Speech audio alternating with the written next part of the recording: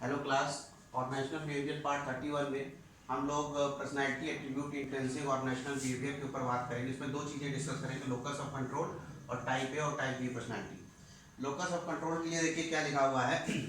It is generalised expectancy pertaining to the connection between personal characteristics and or action and experience outcome। मतलब आपके जो personal characteristics है उसके हिसाब से आप बाहरी आउटकम को किस हिसाब से देखते हैं वो उसको उसमें डिटरमाइन किया जाएगा। It is a personality characteristic manifest in individual who attribute causes of their behavior to either internal or external sources। मतलब कि आपके जो इंटरनल और एक्सटर्नल सोर्सेज हैं, आप अंदर से किस तरह से चीज़ों को देख रहे हैं और बाहर से किस तरह से चीज़ों को समझ रहे हैं, उसको लेके चलेंगे। It refer to an individual believe that event और either within our control, internal locus of control, और or determine the force beyond one's control. ये मेन इसका क्रक्स पॉइंट लिखा हुआ है कि या तो चीज़ें ऐसी हैं जो हम कंट्रोल कर सकते हैं या हमारे कंट्रोल के बाहर है, और यही मेन चीज़ है। देखिए, जिसको हम कंट्रोल कर सकते हैं उस पर हमें काम कर देना चाहिए, जो भी काम हमें करना है, और जो हमारे कंट्रोल के बाहर है उसके ऊपर हमें, तो चूंकि हमारे कंट्रोल के बाहर है उसमें हम कुछ कर नहीं सकते, तो उसके बारे में बहुत सोचना का कोई मकसद नहीं है। ठीक है, अब जैसे एक कोरोना वाली सिचुएशन, इसमें जो चीज़ें आप कर सकते हैं, जैसे वो, अब जैसे कोई मेडिसिन तो है नहीं, तो आप उसमें आप कुछ नहीं कर सकते कि मेडिसिन आप बना लेंगे। कर क्या सकते हैं आप कि प्रिकॉशन रख सकते हैं, तो जो चीज़ें कर सकते हैं वो कर लीजिए। ठीक है, अब हम बात करते हैं टाइप ए और टाइप बी पर्सनालिटी के पर्सन्स के। टाइप ए पर्सनालिटी के जो पर्सन रहते हैं, देखिए जैसा पहला पॉइंट लिखा है कि they have got a serve sense of urgency and are always moving, walking, eating rapidly. मतलब बड़ी हड़बड़ाहट में रहते हैं चीज़ों को लेके, बहुत जल्दीबाजी में रहते हैं।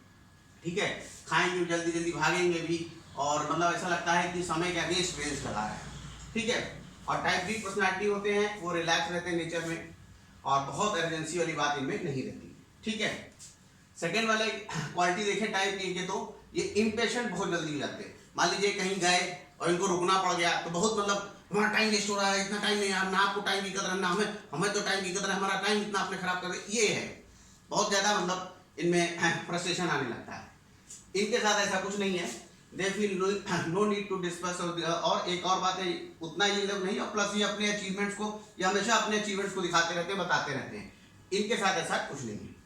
ठीक है, नेक्स्ट है कि स्ट्राइव टू थिंक और डू टू और मोर थिंग एट वंस। दो या दो से अधिक काम एक साथ करने की कोशिश करते हैं ये लोग। ठीक है, जैसे समय बचेगा उसको बोलते हैं देखिए हमारा समय बच रहा है, लेकिन एक बात ये याद रखिएगा, समय तो बचेगा, लेकिन एक परफेक्टनेस तभी आती है जब किसी एक काम पे कायदे से कंसंट्रेट करिए और फिर फटाक से दूसरा काम करिए। ठीक है, लेकिन ये ऐसा मानते हैं कि नहीं, दो तीन काम एक साथ करिए। ठीक है, जैसे समय बचे। ये क्या है, play for fun and relax. काम को एकदम एंजॉय करते हैं, रिलैक्स फॉर्म में रहते हैं, और अपनी सुपीरियरिटी को कभी, ये हमेशा सुपीरियरिटी को अपनी शो करेगा कि हम सुपीरियर हैं, ये कभी भी शो नहीं करेगा कि हम बहुत ज्यादा सुपीरियर हैं। Cannot cope with leisure time.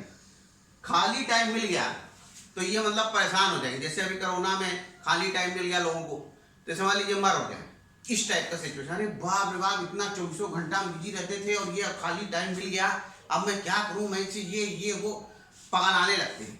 ठीक है, और ये आराम से, खाली टाइम मिल गया, इतने समय काम किया, आराम करो, सो आराम से, क्या दिक्कत है। ठीक है, सब बराबर हो गया।